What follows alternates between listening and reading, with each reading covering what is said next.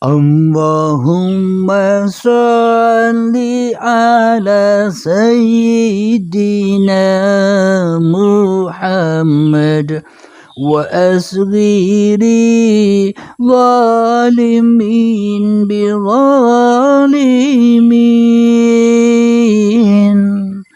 Allahumma salli ala Sayyidina Muhammad wa asghiri zalimin bi zalimin.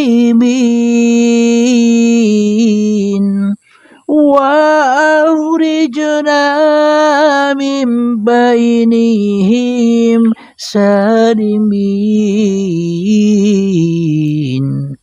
wa ala alihi wa sahbihi ajma'in. Assalamualaikum warahmatullahi wabarakatuh. Bismillahirrahmanirrahim. Ashhadu an la ilaha illallah wa ashhadu anna Muhammadar Rasulullah. Allahumma salli ala Sayyidina Muhammad wa ala ali Sayyidina Muhammad. Rabbi shrah li sadri wa yassir li amri wahlul 'uqdatam min lisani yafqahu qawli. Amin. Bismillahirrahmanirrahim. Salam hormatku, salam ta'zimku buat para sahabat-sahabatku tercinta dimanapun Anda berada, baik yang ada di dalam ataupun yang ada di luar negeri. Semoga kita semua senantiasa selalu di dalam lindungan Allah Subhanahu wa ta'ala. Amin ya rabbal alamin. Di pagi yang indah ini, marilah kita awali, kita kemahkan bersama di dalam hati, di dalam nyawa, di dalam jiwa, di dalam ruh, dan di dalam kehidupan ini kalimah-kalimah thayyibah. Subhanallah walhamdulillah wa la ilaha illallah wallahu akbar wa la hawla wa la quwwata illa billahil aliyyil azim. Sadaqallahul azim. Kajian kali ini kami beri tajuk, yakni rahasia keheningan yang selama ini belum terungkap. Alhamdulillahirabbil alamin. Selama ini kita semua, termasuk saya sendiri, ketika melakukan, ketika melatih, ketika mengerjakan suatu ibadah, suatu keheningan di dalam hati kita, akan tetapi di dalam hati kita, kitanya masih wujud, kitanya masih hidup, kitanya masih berkuasa atas diri kita sendiri. Lalu apanya yang diheningkan? Jadi yang perlu diheningkan itu adalah diri manusia kita sendiri. Yang perlu diheningkan adalah kewujudan diri manusia kita sendiri. Yang perlu diheningkan adalah keberadaan diri kita sendiri. Itulah yang dimaksud keheningan diri. Supaya apa? Supaya diri kita tak jadi Tuhan lagi. Supaya apa? Supaya hancurnya kekuasaan pundi-pundi kejayaan, kedikjayaan, kepintaran, kecerdasan, keilmuan, keamalan kita sendiri di hati kita agar hancur lebur, agar dikiamatkan. Itulah yang dimaksud makna iman, percaya kepada hari kiamat. Coba kita hayati bersama-sama, sahabatku. Bila yang kita yakini, yang kita percayai, yang kita akidai, kiamat-kiamat yang di luar sana, yang kapan datangnya kita tidak tahu. Bila kiamat belum terjadi, bagaimana mungkin kita bisa menyaksikan kiamat?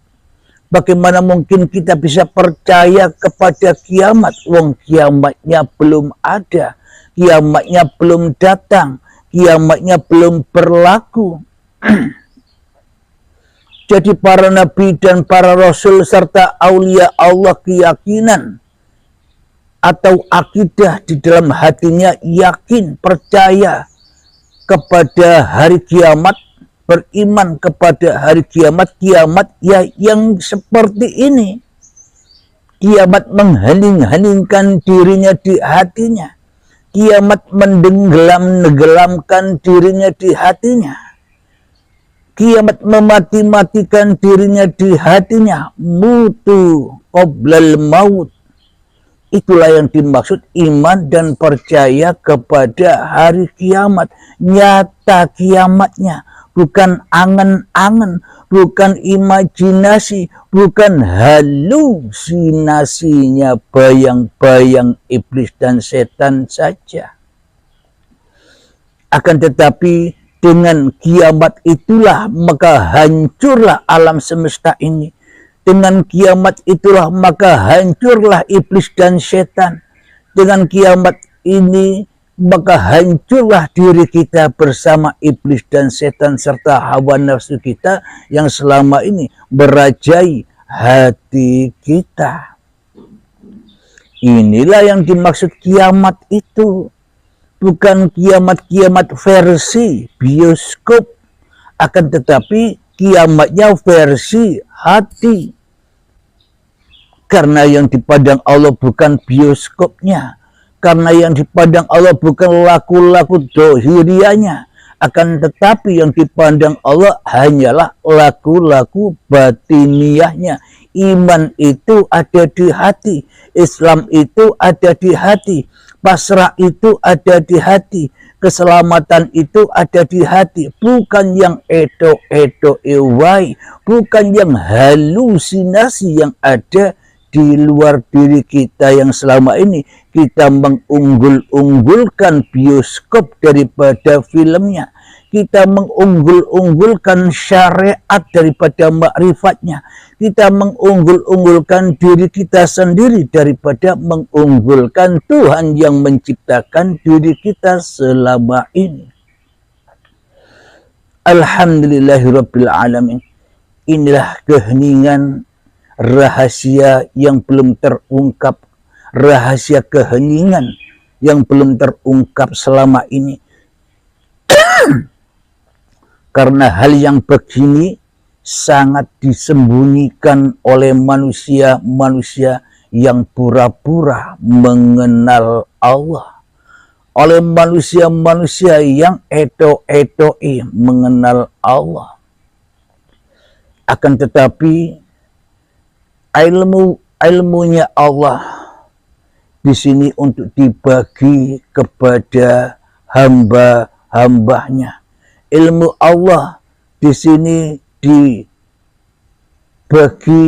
kepada orang-orang yang dikehendaki Allah. Siapa tahu kita semua termasuk saya dikehendaki oleh Allah untuk mutu qoblal maut. Dikehendaki Allah untuk mengabdi dan menyembah yang sebenar-benarnya mengabdi dan menyembah yang dimaui di sisi Allah. Alhamdulillahirrabbilalamin. Jadi rahasia keheningan yang belum pernah terungkap selama ini, yang bagaimana? Caranya bagaimana? Caranya ya terserah Anda. Posisi badan ini terserah Anda. Tak ada gambaran yang pasti untuk merealisasikan keheningan pada gambar raga ini, karena diam geraknya badan semuanya wajib diheningkan. Berdiri dan diamnya badan harus diheningkan. Ketika sholat harus diheningkan. Ketika ibadah harus diheningkan. Ketika berilmu harus diheningkan. Ketika kepintaran bendera harus diheningkan. Ketika kita merasa cerdas harus diheningkan. Di dalam bekerja harus diheningkan. Ketika kita mempunyai harta yang melimpah harus diheningkan. Pokoknya apapun peristiwa yang menghadapi kita, di dalam hati kita mutu qoblal maut. Maknanya heningkan semua itu agar apa? Agar kita terbebas dari belenggu-belenggu api-api dunia, terutama belenggu api-api hawa nafsu kita sendiri. Contoh, ketika kita duduk, apa yang kita heningkan? Mari kita coba kita bacakan ayat di dalam Al-Insan, ayat pertama, agar kita nyambung, agar tertuju apa yang kita heningkan selama ini. A'udzu billahi minasyaitonir rajim. Bismillahirrahmanirrahim. Hal ata 'alal insani hinun minad dahri lam yakun syai'an madhkura. Yang artinya, bukankah pernah datang kepada manusia waktu dan masa yang ketika itu belum merupakan sesuatu yang dapat disebut. Nah, apa yang perlu diingat di dalam keheningan itu? Jangan ingat Allah, jangan ingat Tuhan, jangan ingat Gusti, jangan ingat Allah. Tak mampu kita mengingatnya. Kenapa? Karena bagaimana mungkin yang mati bisa mengingat yang hidup? Jadi yang hiduplah yang bisa mengingat yang mati, bukan yang mati mengingat yang hidup. Jadi apa yang perlu diingat? Yang perlu diingat di dalam keheningan itu yakni kebinasaan diri kita sendiri. Yang perlu diingat di dalam keheningan itu apalagi ketiadaan diri kita sendiri. Apalagi yang perlu diingat di dalam keheningan itu ketidakwujudan diri kita lagi. Apalagi yang perlu diingat di dalam keheningan itu ketidakhidupan diri manusia kita lagi. Sehingga terdiamlah diri manusianya. Ketika manusianya sudah bisa diam, ketika manusianya sudah mutu qoblal maut, mati, tak berdaya, maka akan dikuasai lagi oleh Tuhannya.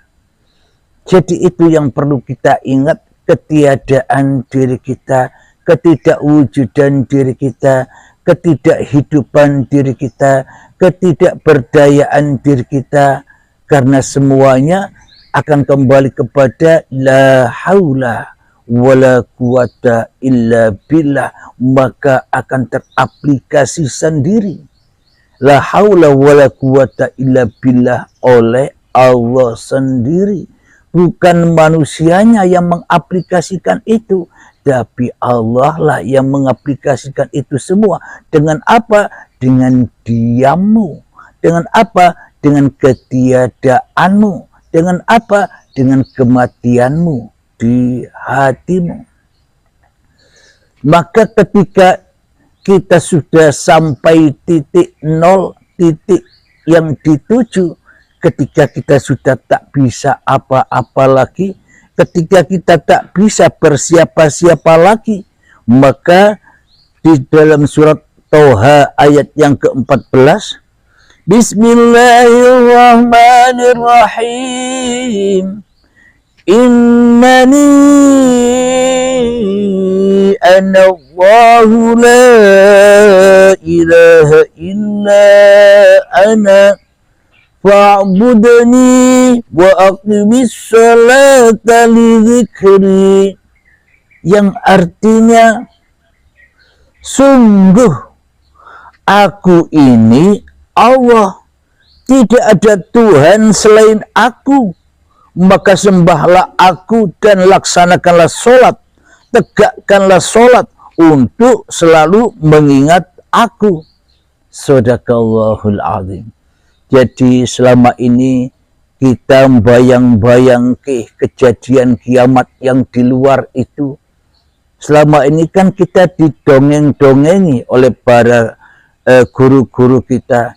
Besok setelah hancur lebur kiamat, setelah trompet sangkakala sudah ditiupkan, maka hancurlah dirimu dan hancurlah seluruh alam ini, dan hancur pula iblis, setan, malaikat, semuanya hancur lebur. Tak ada satupun yang ada di alam semesta ini kecuali Allah berfirman, Innani ana Allah, la ilaha illa ana. Siapa yang mengaku Tuhan selama ini? Akulah Tuhan itu, ketika sudah tidak ada apa-apa lagi. Cerita dongengnya kan begitu.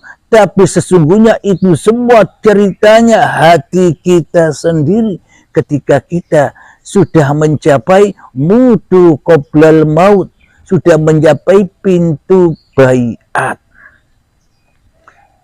Jadi di baiat itu ya dimatikan egonya, dimatikan kemanusiaannya, ditinggal dunianya, ditinggal cinta-cinta yang ada di dalam hatinya agar terbebas dari jerat-jerat hawa nafsunya. Itulah tujuan berbaiat. Kalau belajar sendiri silahkan. Alhamdulillahirabbil alamin. Bila hanya Allah yang ada, maka ketika itu ditiupkanlah trompet yang kedua, maka hari kebangkitan. Kebangkitan apanya? Bangkit lillahnya yang dulu di dalam hati kita linapsi, bangkit lillahnya. Hanya Allah lah yang membangkitkanku, hanya Allah lah yang mewujudkanku, hanya Allah lah yang menghidupkanku, hanya Allah lah yang menggerakkanku, hanya Allah lah yang menciptakanku, hanya Allah lah yang memposisikan aku sebagai apa-apa saja. Itulah itulah yang dimaksud lillahi ta'ala, dan itulah yang dimaksud zikir itu. Itulah yang dimaksud aqimis sholata li dzikri. Jadi itulah di dalam keheningan-keheningan itu yang ada hanyalah Allah sebagai Tuhan yang mengatur, sebagai Tuhan yang menguasai diriku dan dirimu dan diri mereka semua. Jadi ada lagi di dalam ayatnya Allah, wa nahnu aqrabu min hablil warid.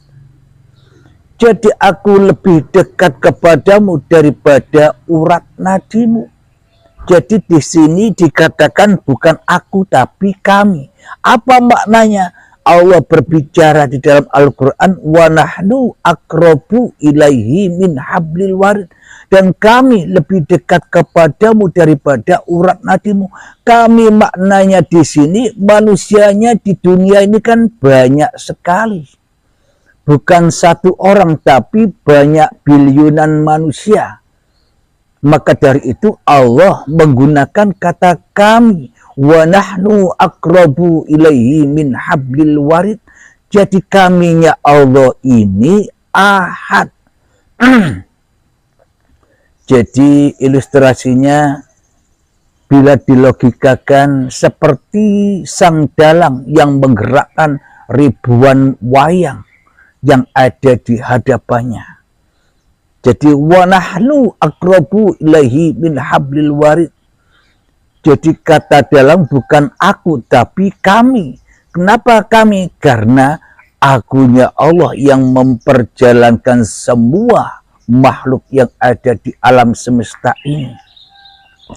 Jadi bagaimana mungkin kita bisa mengingat Allah sementara diri manusia kita masih ada?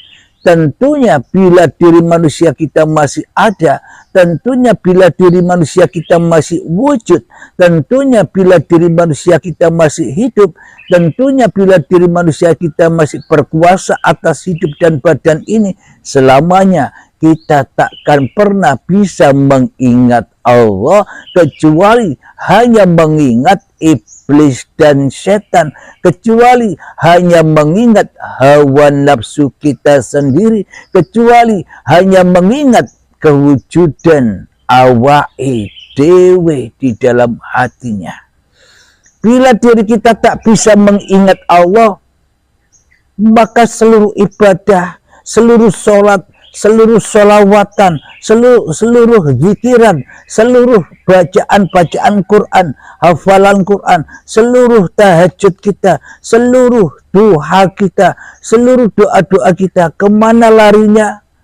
Semua itu larinya ke dalam neraka untuk bahan bakarnya hawa nafsu kita sendiri. Kenapa? Karena yang dituhankan awake dewe, karena yang diingat awake dewe, karena yang dipuja-puji awake dewe, karena yang dibangga-banggakan awake dewe, karena yang dimulia-muliakan awake dewe. Itulah yang dimaksud bahan bakar neraka itu adalah berbahan bakar badan-badan manusia dan hati yang keras melebihi kerasnya batu. Kapan itu terjadi? Ya ketika dirimu belum kembali kepada Tuhanmu yang menciptakanmu. Itulah neraka itu hakikatnya yang sesungguhnya, yang sebenar-benarnya. Bukan nanti, Mas Bro. Bila kita nanti sudah tak ada lagi, bila kita nanti sudah inna lillahi wa inna ilaihi raji'un, neraka dan surga mana yang harus kita lihat? Neraka dan surga mana yang harus kita saksikan? Wong semuanya sudah ada di sini semua. Perjalanan-perjalanan manusia di dalam alam kematian, alam kubur, siksa kubur, alam barzah, hari kiamat, hari kemudian, hari akhirat, wassiratul mustaqim, hari pembalasan, hari perhitungan neraka dan surga sudah terjadi ketika manusianya masih ada. Ketika manusianya masih merasa ada. Tapi sudah tak berlaku lagi bagi manusianya yang sudah merasa tak ada. Yang ada hanya rasa uripe Allah di dalam dirinya, bahkan meliputi seluruh alam semesta ini. Itulah yang dimaksud hari akhirat. Berakhir sudah pundi-pundi kekuasaan kebesaran manusianya. Berakhir sudah la haula wala quwata illa billah, hawa nafsunya berganti ke alam akhirat, yakni alam lillahi ta'ala.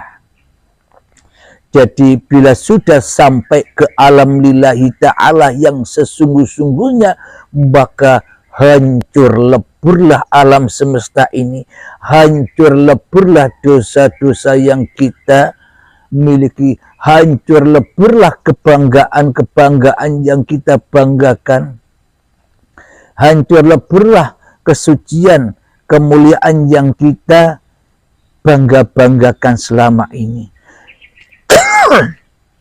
Maka dunia akan berakhir, maka pindah. Dunianya sudah digulung, dunianya sudah dilempit, pindah ke alam yang baru, alam akhirat. Alam di mana berakhirnya kekuasaan manusianya di dalamnya, yang ada hanya lillahi ta'ala. Itulah yang dimaksud akhirat itu. Bukan nanti yang dihalu-halukan manusia, bukan nanti yang dibayang-bayangkan manusia. Jadi dunia akhirat itu langsung jadi satu. Maka ketika kita sudah sampai yang demikian, maka teraplikasilah doa yang selama ini dipanjatkan oleh kita semua. Rabbana atina fid dunya hasanah wa fil akhirati hasanah wa qina adzabannar. Dunianya baik, akhiratnya pun baik. Bila akhiratnya baik, pasti dunianya baik. Bila dunianya baik, belum tentu akhiratnya baik. Bila akhiratnya buruk, maka buruklah dunianya. Maknanya apa? Bila hatinya sudah sampai kepada titik ketiadaan diri manusianya, maka sucilah manusianya. Bila manusianya sudah suci, maknanya suci di sini bukan suci dengan kebanggaan dan kemuliaan manusia.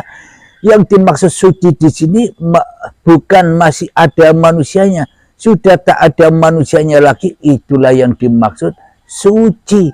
Bila sudah suci manusianya, maka dohir batinnya pun juga suci. Hablum minallahnya sudah terjalin, hablum minannasnya baik juga pasti. Di dalam hablum minannasnya memberkahi manusia-manusia yang lain. Akan tetapi bila akhiratnya buruk, akhiratnya kotor, hatinya kotor dengan kemanusiaannya, Tuhannya rawujud, Tuhannya gaib, maka hablum minannasnya pun kotor. Hidupnya penuh dengan tipu-tipu belaka.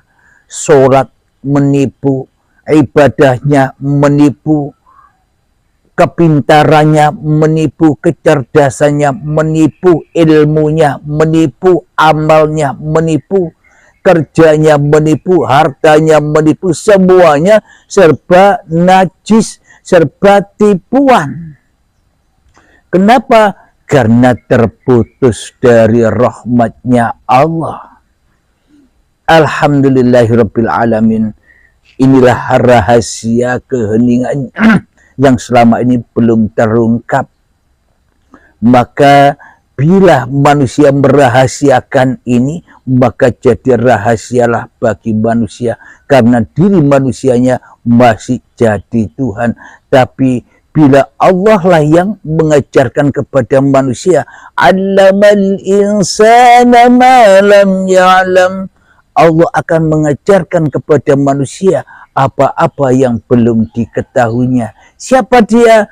Orang-orang yang diberi petunjuk. Siapa dia? Orang-orang yang diberi hidayah. Siapa dia? Orang-orang yang dituntun melewati siratul mustaqim, yang kecil dan yang tajam ini. Di mana? Di kehidupan dunia inilah siratul mustaqim itu. Karena di dalam kehidupan ini manusia banyak terjatuh dan terjatuh ke lembah neraka. Karena di dalam kehidupan dunia ini manusia banyak terjatuh dengan ego manusianya. Karena di dalam dunia inilah manusia terjatuh dan terjatuh kepada hubbud dunia, cinta dunia daripada cinta Tuhannya. Maka dari itu manusia perlu dibaiat, Imam Mahdinya perlu dibaiat agar bisa berperang mengalahkan Dajjal agar bisa membebaskan pajak-pajak yang ada di hatinya, agar tersembelihlah babi dan celeng. Siapa babi dan celeng? Ya hawa nafsuni dewi-dewi. Agar Imam Mahdinya bangkit untuk memberantas angkara murka. Sebenarnya itulah cerita dongeng-dongeng yang selama ini kita dengar. Dongengi awake dhewe, dongengi filme dhewe, tapi kebanyakan kita termasuk saya percaya kepada yang halusinasi daripada percaya kepada yang nyata. Percaya kepada al-haq, kita hanya dibohong-bohongi iblis dan setan saja. Kita hanya disesat-sesatkan oleh hawa nafsu kita, agar kita di dalamnya ketakutan, agar kita hidup di dunia ini penuh dengan ketakutan, penuh dengan penderitaan, penuh dengan kesedihan, penuh dengan kekecewaan, agar kita selalu dikecewakan saja oleh iblis dan setan. Salah sendiri kenapa menjadikan setan dan iblis menjadi Tuhan, menjadi pemimpin selama ini. Alhamdulillahirabbil alamin. Bila kita sudah sampai mengenal apa yang dimaksud keheningan yang sesungguhnya ini, maka yang ada hanyalah kedamaian, keindahan di dalam keabadian Tuhan. Di dalam ayat, ya ayyatuhan nafsul mutmainnah, wahai jiwa-jiwa yang tenang, jiwa-jiwa yang sudah diheningkan dari pengakuan-pengakuan manusianya. Irji'i ila rabbiki radiyatan mardiyah. Terbanglah kepada Tuhanmu yang kau rindukan. Terbanglah pulang ke asal usulmu, ke tempat kau berasal, yakni kepada zatullah, kepada uripi Allah. Terbanglah dengan rela dan ridho tanpa terpaksa.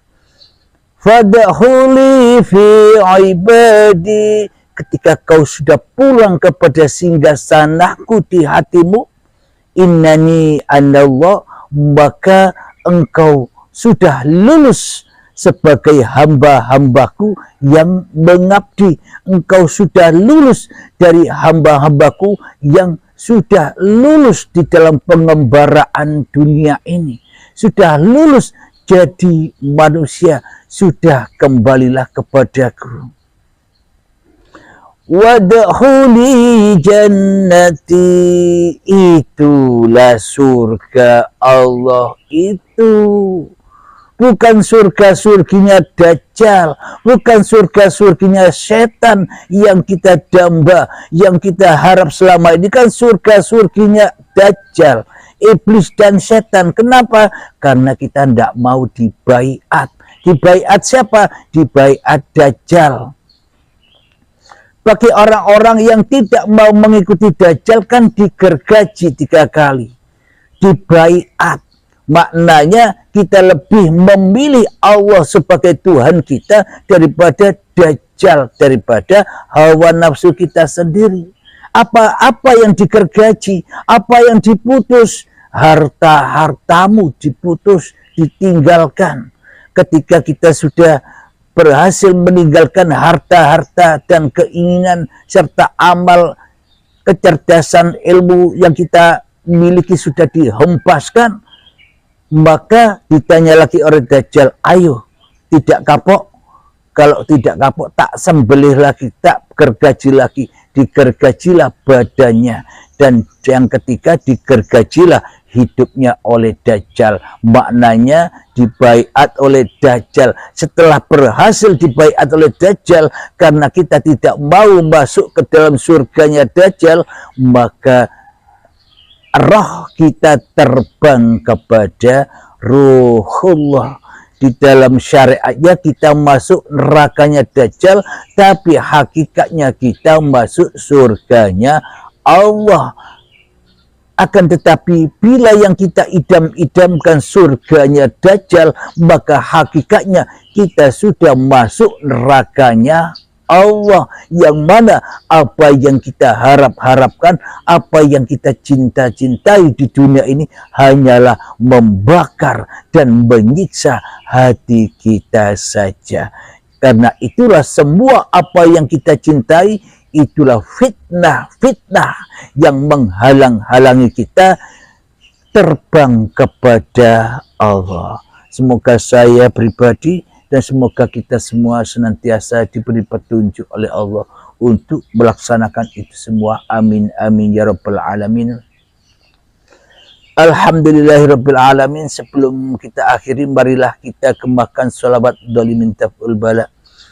Allahumma salli ala sayyidina Muhammad wa asli zalimin bizalimin. Allahumma salli ala sayyidina Muhammad wa asli zalimin bizalimin. وأخرجنا من بينهم سالمين وعلى آله وصحبه أجمعين. بسم الله الرحمن الرحيم. اللهم يا قاضي الحاجات، اللهم يا مجيب الدعوات، اللهم يا رافع الدرجات، اللهم يا محل المشكلات، اللهم يا شافي الأمراض، اللهم يا كافي المهمات، اللهم يا دافع البليات، اللهم اختم لنا بالإيمان، اللهم اختم لنا بالإسلام بجاه سيد المرسلين. ربنا آتنا في الدنيا حسنة وفي الآخرة حسنة وقنا عذاب النار. وصلى الله على سيدنا محمد وعلى آله وصحبه وسلم والحمد لله رب العالمين. Akhir kalam, assalamualaikum warahmatullahi wabarakatuh.